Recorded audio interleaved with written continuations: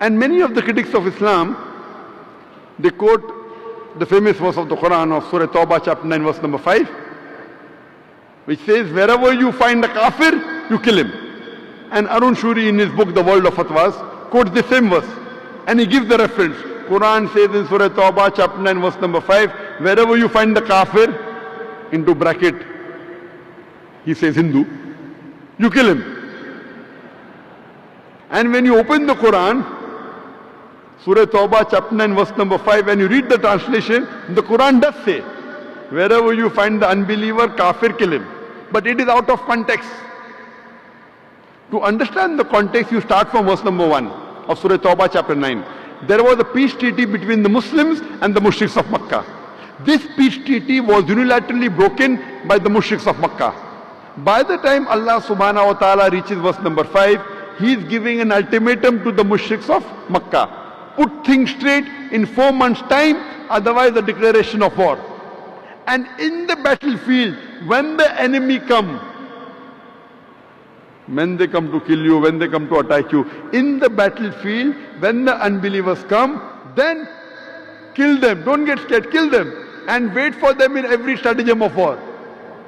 This is a verse of the Quran talking about the battlefield. When the enemies break the contract and when they come in the battlefield to fight you, don't get scared, fight them back. And this is normal. Any army general, to boost the morale of his soldiers, he will not say run away. He will say when the enemies come, you fight them. That is what the Quran says. It is a verse in the battlefield. It's taken out of context. And Arun Shuri, after quoting verse number 5, he jumps to verse number 7. You know why? Verse number 6 has the answer to his sickness. Surah Tawbah chapter number 9 verse number 6 says, if the unbelievers, if the enemies, if the kafir, if they want peace, if they want asylum, don't just give it to them, escort them to a place of security. If the enemy, if the unbelievers, if they want asylum, if they want peace, don't just give it to them, escort them to a place of security so that they may hear the word of Allah. Today, which army general will say this? Maximum we will tell the soldiers, if the enemy want peace, let them go. Here Quran said, don't let them go. Escort them to a place of security. And almost all the verses of the Quran, whenever it talks about fighting in the battlefield, the next verse says, peace is better. Whichever verse you pick up of the Quran. When it talks about fighting in the battlefield against the enemy, immediately next verse says, peace is better. Even this verse says, if the enemy want peace, give it to them. And the Quran is very explicit. The verse which was recited by the Qari in the beginning of the program, Surah Ma'idah chapter 5 verse number 32 says that if anyone kills any other human being, unless it be for murder or for spreading corruption in the land, it is as though he has killed the whole of humanity. And if anyone saves any human being, it is as though he has saved the whole nation. Here the Quran says, if any human being kills any other human being, whether Muslim or non-Muslim, any human being kills any other human being, whether Muslim or non-Muslim, unless it be for corruption, for spreading corruption, or for murder, it is as though he has killed the whole of humanity. And if anyone saves any human being, whether Muslim or non-Muslim, it is as though he has saved the whole of humanity.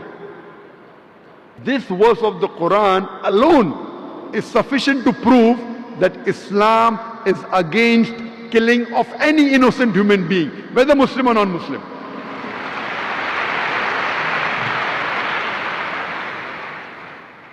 There is no other scripture in the world which says this, that if you kill one human being, you have killed the whole of humanity, and if you save one human being, you have saved the whole of humanity. Islam is so clear and explicit. Killing of any innocent human being is totally prohibited. And I remember in Bombay in 2006, I gave a talk on, is terrorism a Muslim monopoly? That's a different subject altogether. And that happened immediately after the train bomb blast in Bombay. And the situation in Bombay was tense. Here the police is telling me that why don't you give a talk to explain to the Muslims? And the Muslims are telling me, why don't you give a talk to the police to explain? You know, so I'm on the edge of a sword now. In a sensitive situation, I gave a talk on is terrorism Muslim monopoly, and I gave my views. And during question and answer time, there was a Hindu who came and told that if I was a Muslim, you know, thousands of Muslims were killed in Gujarat, thousands of Muslim women were raped, and later on there was a bomb blast that takes place in Bombay. More than 180 people are killed, and it was in the newspaper that Muslims are behind the bomb blast. So during question and answer time, this Hindu gets up and says that if I was in the place of the Muslim, and if thousands of Muslims were killed, and thousands of women were raped, I would have done the same thing. I would have done the bomb blast in Bombay. And everyone clapped. I told him that what you're behaving is like a normal human being. It's a reaction. Thousands of Muslims are killed, and if thousands of Muslim women are raped. But I cannot do that.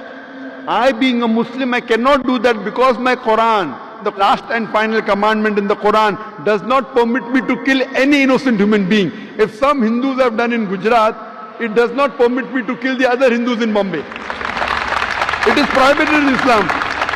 Just because some Hindus did some mistake in Gujarat, I cannot harm the Hindus of Bombay. If you catch the Hindu in Gujarat who has done the mistake, give him to the law, give him punishment, I'm for it. But you cannot take revenge by killing Hindus in Bombay. It's not allowed in Islam. Imagine the innocent Hindu who's been harmed, his family forever would become enemies of Islam. Killing any innocent human being is prohibited in Islam. And one more example, that when I was in UK, or when I was allowed to go to UK, I gave a talk on same topic, Islamic viewpoint on terrorism and jihad. A young boy after my lecture said, Nare Takbir, Allahu Akbar. And then he said, death to George Bush, death to George Bush. I give such a good lecture. Now this young Muslim, on my full lecture, you know, Hindi mein bolte pani pher diya. Means he has ruined my full lecture. Everyone is clapping and he gets up death to George Bush. And everyone clapped. Then I told him that if you read the seerah of the Prophet Muhammad Sallallahu Alaihi Wasallam, Muhammad Sallallahu Alaihi Wasallam, he prayed to Allah Subhanahu Wa Ta'ala that there were two staunch enemies of Islam. Both their names were Umar. So a prophet prayed to Allah Subhanahu Wa Ta'ala that at least give hidayah to one Umar. And Allah gave hidayah to Umar bin Khattab, may Allah be pleased with him, who became the staunchest supporter of Islam. So I pray to Allah that give hidayah to George Bush.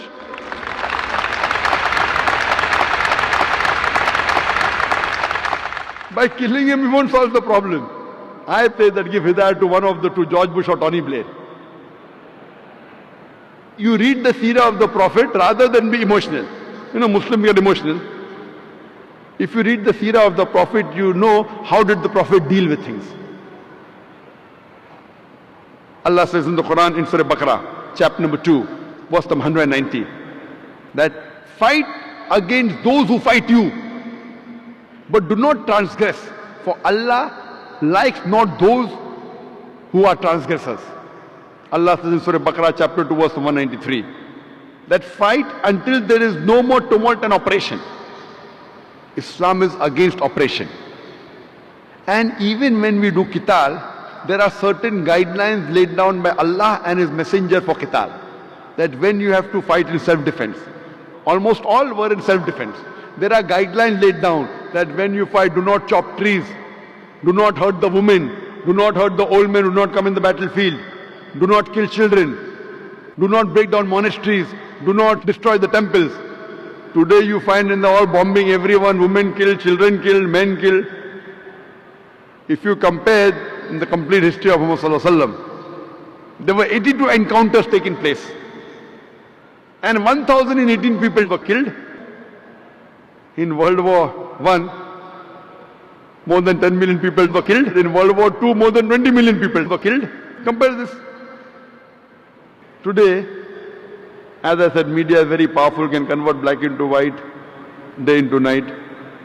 When the Christian nuns, when they cover the head, they are respected. When Muslim women cover the head, then they say Islam degrades the woman. Why? When the Sikh wears a turban and keeps a beard, he is called religious. When Muslim wear a cap and keep a beard, he is called as a fundamentalist, terrorist.